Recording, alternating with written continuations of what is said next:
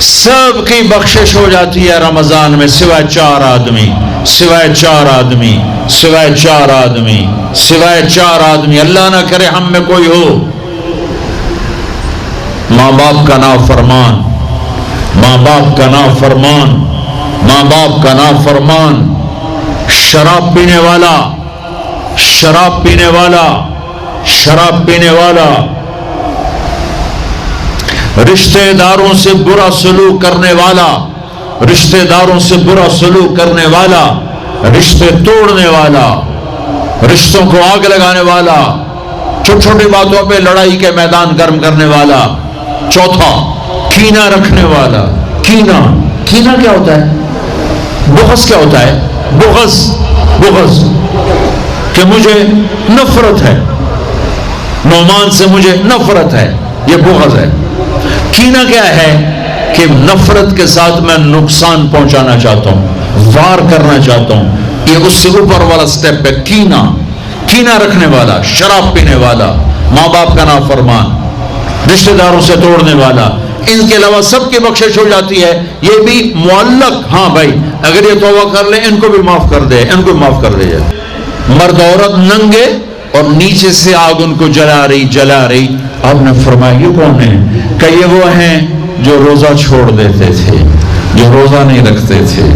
ابھی گرمی کا روزے آ رہے ہیں، اللہ امتحان لے رہا ہے، گرمی اور سردی کے ساتھ اللہ آزماتا ہے۔ میرے عزیزو جوان رہو، روزے نہ چھوڑنا، یہ اللہ کے قرب کا بہت بڑا عمل ہے۔ ہر عمل کی جزا جنت ہے اور روزے کی جزا اللہ خود ہے۔ الصوم لی وانا اجزا بہ، میرے اللہ نے فرمایا روزہ میرے لیے ہے اور روزے کا بدلہ میں خود ہوں۔ کام چھوڑ دینا، تھوڑے کر لینا، کام تھوڑا کر لو۔ ان یونیورسٹی والوں سے کہتا ہوں پڑھائی تھوڑی کر دو بچوں کی، آپ سے کہتا ہوں اپنے کام تھوڑے کر دو، اپنے نوکروں کی ڈیوٹی تھوڑی کر دو، سب کو روزے کے لیے تیار کرو، خود روزہ رکھو، گرمی برداشت کرو، بھوک برداشت کرو، پیاس برداشت کرو۔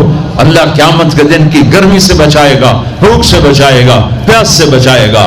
معاذ بن جبل کا جب انتقال ہونے لگا فرمایا میرے اللہ تو جانتا ہے مجھے زندگی سے پیار تھا، مجھے زندگی سے پیار تھا، اللہ کی قسم میرے رب، تیری قسم میرے رب، پیسوں کے لیے نہیں، دنیا کے لیے نہیں، مجھے پیار تھا تیری بارگاہ میں لمبے لمبے سجدے کرنے کے لیے، مجھے زندگی سے پیار تھا شدید گرمی میں روزے کی پیاس کو برداشت کرنے کے لیے، مجھے زندگی سے پیار تھا تیرے علم کو سیکھنے کے لیے، تیرے قرآن کو سیکھنے کے لیے۔ میں نے اس لیے دنیا سے پیار، زندگی سے پیار کیا کہ گرمی کی شدت کے روزے رکھوں، لمبے لمبے سجدے کروں، تیرے علم کی محفلوں میں بیٹھ کر تیرے علم کو حاصل کروں۔ اپنے اس جوانی کو استعمال کرو، بھوک سے لڑو، پیاس سے لڑو، جب پیاس لگے، جب بھوک لگے ہاتھ اٹھاؤ، اللہ کی قسم تمہاری دعاؤں پہ عرش ہلے گا، عرش ہلے گا۔ بزدل نہ بننا، بزدل نہ بننا، روزہ نہ چھوڑنا، روزہ نہ چھوڑنا، بزدل نہ بننا۔ ایک جنگ لڑی گئی ہے یمامہ، 12,000 صحابہ، 1,00,000 مرتد مسلمہ کذاب کے ساتھی۔ ہائے ہائے ہائے، بڑی خوفناک جنگ تھی، اس میں وہ 3,000 شہید ہوئے، صحابہ، تابعین اور 700 حفاظ علماء شہید ہوئے۔ تو جھنڈا تھا زید بن خطاب کے ہاتھ میں، شہید ہو گیا، گر گیا۔ پھر جھنڈا اٹھایا سالم رضی اللہ عنہ نے، وہ زخمی ہو کے گر گئے، جھنڈا گر گیا۔ جھنڈا اٹھایا حبیب نے، وہ شہید ہو گئے، جھنڈا گر گیا۔ افراتفری مچ گئی، بڑی مشکل۔ میں جنگ کا قصہ نہیں سنانا چاہتا، ایک قصہ سنانا چاہتا ہوں۔ ایک صحابی زخمیوں کو تلاش کرتے ہوئے پانی پلا رہے ہیں، پانی پلا رہے ہیں، پانی پلا رہے ہیں۔ جا کے دیکھا تو حضرت سالم، انہوں نے دوسرے نمبر پہ جھنڈا اٹھایا تھا، ان کا سانس چل رہا تھا اور اس میں پیاس کی شدت انتہا پہ ہوتی ہے، قریب ہے۔ سالم آنکھیں کھولی. کیا ہوا؟ کہا اللہ نے فتح دیا، خیر ہے خیر، ابھی ہوئی نہیں تھی، جنگ چل رہی تھی. کہا پانی پیو گے؟ کہا میرے بھائی یہ میری ڈھال ہے، اس میں پانی ڈال دے، میرا روزہ ہے، میں زندہ رہا افطار کر لوں گا، اور اگر میں مر گیا تو میں اللہ کے دسترخوان پہ جا کے افطار کر لوں گا. اس حال میں روزہ نہیں چھوڑا. اور تم کو جی گرمی بہت ہے، رکھے نہیں جاتے، چھٹی لے لو 1 مہینہ اپنی یونیورسٹیوں سے، لیکن روزے کی چھٹی نہ کرنا. اپنے دفتروں سے چھٹی لو، روزے کی چھٹی نہ کرنا. فَيَنْظُرَ كَيْفَ تَعْمَلُونَ. میرا اللہ دیکھنا چاہتا ہے کہ کس طرح اس کو راضی کرتے ہو. عاشق ہوں میں عشق کماویں، دل رکھیں وانگ پہاڑاں ہو، سائے سائے بدیاں ہزار علامیں کر جانے باغ بہاراں ہو. منصور جائے چک سولی دیتے جڑے واقف کل اسراراں ہو. سجدیں سر چائیں نبا ہو، توڑے کافر کہن ہزاراں ہو. عاشق سوئی حقیقی جڑا قتل معشوق دے مننے، سر نو جوڑے تے مکھ نہ موڑے، بمیں 100 تلواراں کھنے. سچا عشق حسین علی دبا ہو، سر دیتے تے راز نہ بننے. ہاں بزدل نہ بننا کہ جی بھوک لگ رہی ہے، جی پیاس لگ رہی ہے. اللہ اس دن کی بھوک سے بچائے گا، پیاس سے بچائے گا. عبداللہ بن زبیر آج روزہ رکھتے تھے، 8 دن کے بعد افطار کرتے تھے. 8 دن نہ کھاتے نہ پیتے. مدینے سے روزہ رکھ کے پیدل چلتے اور مکے میں آ کے افطار کرتے. 8 دن کا روزہ جسے صوم وصال کہتے ہیں، نہ کھانا نہ پینا. اور وہ تو بڑے شیر نرد ہے، یہ تو فرض روزہ ہے. میرے عزیزو، میرے بچوں بچیوں، روزہ نہ چھوڑنا، روزہ نہ چھوڑنا، روزہ نہ چھوڑنا. یہ اللہ کی رحمتوں کا مہینہ ہے، یہ قرآن کا مہینہ ہے، یہ تورات کا مہینہ ہے، یہ زبور کا مہینہ ہے، یہ انجیل کا مہینہ ہے. سارا آسمانی علم رمضان میں اترا. تورات رمضان میں، زبور رمضان میں، انجیل رمضان میں، قرآن رمضان میں، ابراہیم علیہ السلام پر چھوٹی کتابیں رمضان میں. اور رمضان کا مطلب پتہ کیا ہے؟ رمضان کا مطلب ہے جل جانا. رمضان کو رمضان کیوں کہتے ہیں؟ کہ اس میں روزہ انسان کے بدن کو جلاتا ہے ایک طرف، اور دوسری طرف روزہ اس کے پچھلے سارے سال کے گناہوں کو جلا کر راکھ کر دیتا ہے. جب آخری رات ہوتی ہے تو یہ گناہوں سے ایسے پاک نکلتا ہے جیسے ماں کے پیٹ سے آج نکلا ہو. خاص طور پر جیسی سحری ہم کھاتے ہیں، پہلے پکوڑے، اتو سموسے، اتو جلیبیاں، اتو کوئی کباب، کوئی پیس، اتو کوئی 7 اپ، ایس واری روح افزادی تباہی پھرنی. اور پھر پڑے ہوتے ہیں ہون ترابیاں کے میں پڑھی ہے. تو بندیاں طرح کھاتے آپ پہ ہی پڑھ سکنا، کھایا ہی ویشیوں کی طرح. جو افطاری پہ تباہی پھیرتے ہیں سارے، روزے کا مقصد ہی فوت ہو جاتا ہے. روزے کا مقصد ہے گندے، ایک تو اللہ کا امر ہے، جسم کے لیے جو روزے کا فائدہ ہے وہ جسم کو جلانا ہے. گندے فاضل چیزیں جو جمع ہو جاتی ہیں وہ بھوک اور پیاس سے جل جل جل جل پورا جسم صاف ہو جاتا ہے. لیکن ہم اتنا ٹھوکتے ہیں افطاری میں اس کے اندر، اور پھر سحری پہ پراٹھوں کی بھرمار، وہ الٹا مزید رمضان میں بیمار ہو جاتے ہیں. اور عید دی سیویاں کھا کھا ڈاکٹران دی موج بنی ہوندی، سارے کلینک بھرے پڑے ہوتے. بھوکا رکھو اپنے آپ کو، بھوک محسوس کرو، پیاس محسوس کرو، پورا جسم دھل جائے گا، صاف ہو جائے گا. اگر کنٹرول کر کے کھاؤ تو تراوی چونکہ مشقت ہے تو چلو بھائی چیک سائن، کیا تراوی کے ہر سجدے پہ 1500 نیکی لکھی جائے گی. تو روزہ محبت کو بھڑکاتا ہے، آگ لگاتا ہے. چونکہ بھوک ایک آگ ہے، پیاس ایک آگ ہے جو آتش عشق کو بھڑکا. آج جیسے آتش عشق بھڑکتی ہے تو سارا وجود اس کی لپیٹ میں آتا ہے. روزہ آتش عشق ہے، پر ہمیں بھوک لگتی. مالدار لوگ اے سی میں پڑے رہتے ہیں، اور ویسے ہی 60-70% روزہ رکھتے ہی نہیں. اب تو ہمارے دیہاتوں میں کسی کو پتہ نہیں ہوتا رمضان ہے، کسی کو پتہ ہی نہیں ہوتا. تو شہروں میں اللہ تعالیٰ جزائے خیر دے پٹھانوں کو. سرحد کے علاقے میں چاہے کوئی کتنا ہی برا انسان ہے، روزہ نہیں چھوڑے، روزہ ضرور رکھے، روزہ نہیں چھوڑتے. اللہ ان کو جزائے خیر. ان کی عورتیں بھی، ان کے مرد بھی روزہ نہیں چھوڑتے. تو اللہ نے اس میں اعتکاف رکھا، ایک دن کا اعتکاف. 10 سال کی بے ریا عبادت سے افضل ایک دن کا اعتکاف. 3 خندق جہنم سے دوری. پر جو اعتکاف میں بیٹھے علماء سے پوچھیں ضرور، میں نے اعتکاف والوں میں سے 80% کا اعتکاف ٹوٹتا ہی دیکھا ہے. ایویں خیمے لا کے بیٹھ جاندے ہیں، پوچھتے ہے کوئی نہیں. پوچھ کے بیٹھنا جو بیٹھے. پھر ایک اللہ نے رکھا مالدار پر کہ غریبوں کی عید اچھی ہو جائے، ان کو فطر ادا کرو، صدقہ فطر ادا کرو. یہ کیا ہے؟ یہ غریب کی روٹی اچھی ہو جائے عید کے دن، اس کے بچے بھی خوش ہو جائیں. ہمارے عام طور پر گندم کے حساب سے، میں یہ اس لیے بیان کر رہا ہوں کہ میرا دوبارہ سفر اب انشاءاللہ عید پر ہوگا. ابھی جاؤں گا، میرا یورپ کا سفر ہے، پھر دوبارہ سفر ہے 3 ملکوں کا، اس کے بعد پھر رمضان کا سفر ہے. تو اب زندگی رہی تو عید پہ ملاقات ہوگی. تو یہ باتیں میں رمضان میں یہاں بتایا کرتا ہوں، لیکن مجھے لگتا ہے رمضان میں یہاں نہیں ہوگا. تو یہ ساری باتیں میں آپ کے سامنے عرض کر رہا ہوں. صدقہ فطر ہے. عام طور پر لوگ گندم کے حساب سے دیتے ہیں، جو آج کل میرے خیال میں 80 روپے بنتے ہیں. میں آپ کو اپنے نبی کا طریقہ بتاتا ہوں، اس پہ دو تو آپ کو اجر ملے گا. ہمارے نبی دیتے تھے صدقہ فطر کشمش کا اور کھجور کا. اور کشمش وہ ہے 3 کلو پوری،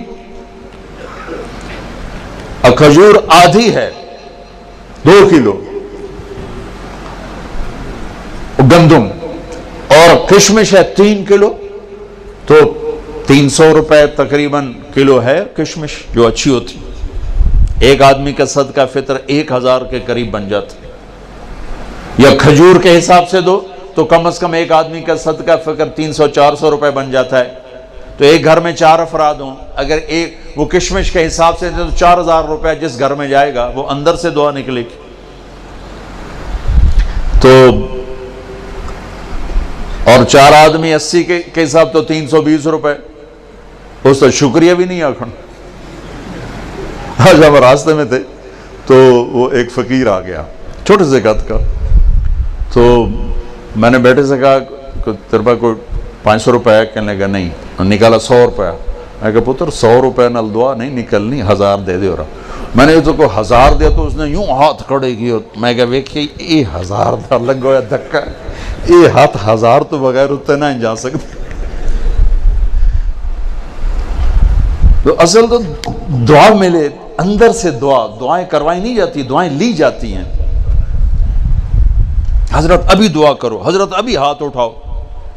بھاویں حضرت دا دل ہوئے نہ ہوئے ہونے ہاتھ اچھاؤ.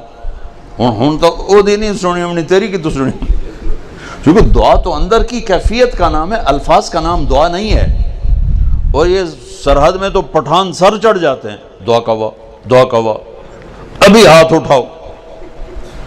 اور میں نے وہاں دیکھا وہاں رواج ہے، چل ہو گئی دعا.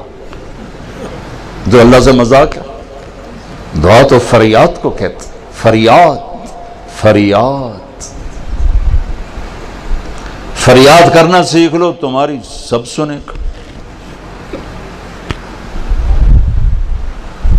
تو صدقہ فطر دو کشمش کے حساب سے تو غریب کی دعا لگے گی. نہیں دل کرتا چلو گندم اور ساتھ کھجور کے حساب سے دے دو. زیادہ ہی دل گھبراتا ہے پیسہ دینے میں، چلو کھجور کے گندم کے حساب سے تو دو، گندم کے حساب سے تو دو. اور یہ اللہ کے راستے میں جا رہے ہیں. دیکھو ساری آسمانی کتابیں رمضان میں اتری. یکم رمضان کو ابراہیم علیہ السلام پہ صحیفے اترے. 2 رمضان کو عیسیٰ علیہ السلام پر، موسیٰ علیہ السلام پر تورات اتری. 6 رمضان کو داؤد علیہ السلام پر زبور اتری. 12 رمضان کو یا 18 کو عیسیٰ علیہ السلام پر انجیل اتری، اور 21 رمضان کو ایک روایت کے مطابق اللہ کے نبی پر قرآن اترا۔ سارا آسمانی علم رمضان میں آیا ہے، رمضان میں، اور رمضان سے وحی کا سلسلہ شروع ہوا اور دعوت کا سلسلہ شروع ہوا۔ تو آپ اللہ کے راستے میں جا رہے ہو، آپ کا رمضان گھر میں ساری رات نفل پڑھنے والے، سارا دن مصلی پہ بیٹھنے والوں سے بھی آپ کا رمضان قیمتی گزرے گا، کہ آپ کے سونے پر بھی وہ اجر ہے جو گھر میں نفل پڑھنے والے کو بھی نہیں مل سکتا۔ امت کو دعوت کا کام ملا تو اس کے اعمال کی طاقت بڑھا دی گئی، اس کے اعمال کا اجر بڑھا دیا گیا۔ تو بھائیو، ابھی شعبان ہے تو شعبان میں بھی ایک رات ہمیں ملی ہے، ہاں یاد آ گیا، 15 شعبان کی رات۔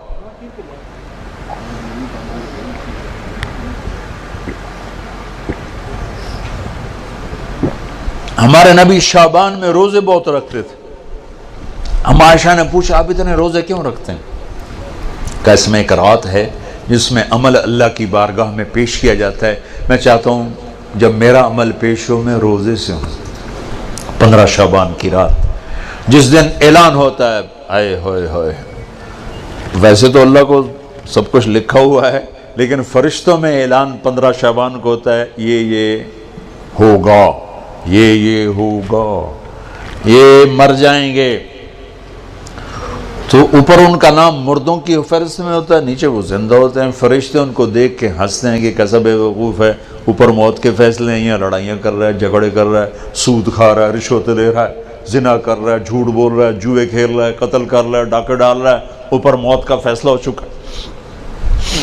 تو ایک 15 شعبان کی رات اس کا آپ روزہ رکھتے تھے، اس کے لیے کوئی مخصوص عبادت کن، یا ہمارے پنجاب ہمارے پاکستان میں بہت عجیب و غریب، لیکن بہرحال جو بھی عبادت کرو جتنی کرو ٹھیک ہے، لیکن کوئی مخصوص عبادت اللہ کے نبی کی طرف سے منقول کوئی نہیں۔ رات ضرور ہے، اور اس رات بھی میرے نبی نے فرمایا اللہ 15 شعبان کی رات اپنے بندوں پہ نظر دوڑاتا ہے، 2 کے سوا سب کے لیے معافی کا اعلان کرتا ہے، ایک مشرک اور ایک کینہ پالنے والا، جو میں پہلے بیان کر چکا ہوں، ایک مشرک اور ایک کینہ پالنے والا، یعنی کسی کو نقصان پہنچانے کے منصوبے بنانے والا، کہ ان 2 کے علاوہ اللہ تعالیٰ باقی سب کو معاف کرتا ہے۔ اور اللہ کہنا اللہم بارک لنا فی رجب و شعبان، یا اللہ ہمارے رجب اور شعبان میں برکت عطا فرما، وبلغنا الی رمضان، اور رمضان ہمیں نصیب فرما۔ یہ اللہ کا نبی دعائیں مانگنا شروع فرمایا دیا کرتے تھے۔ تو میرے بھائیوں، یہ ہمارے بچے جا رہے ہیں اللہ کے راستے میں، 2 دن کے بعد آپ بھی ان کے ساتھ نکلنے کا نظام بنا لو۔ تو جو بھائی ان کے ساتھ جانے کے لیے تیار ہیں وہ ذرا کھڑے ہو کے دیدار تو کرو۔ کون تیار ہے ان کے ساتھ جانے کے لیے بھائی؟ جس علاقے سے بھی آئے، جہاں سے بھی آئے ہو ذرا کھڑے ہو کے دیدار کرا دو۔ نام نہیں لکھیں گے، ٹائم زیادہ ہو گیا ہے، دیدار کرا دو بھائی۔ ہمارے ابھی طلبہ نے جانا بھی ہے انشاءاللہ، محنت، نام نہ لکھو، بس اللہ نے ان کے نام لکھ لیے ہیں، ہم نے خالی دیدار کرنا تھا، اتنی تشکیل کافی ہے۔ ماشاءاللہ ماشاءاللہ، تشریف رکھیں بھائی۔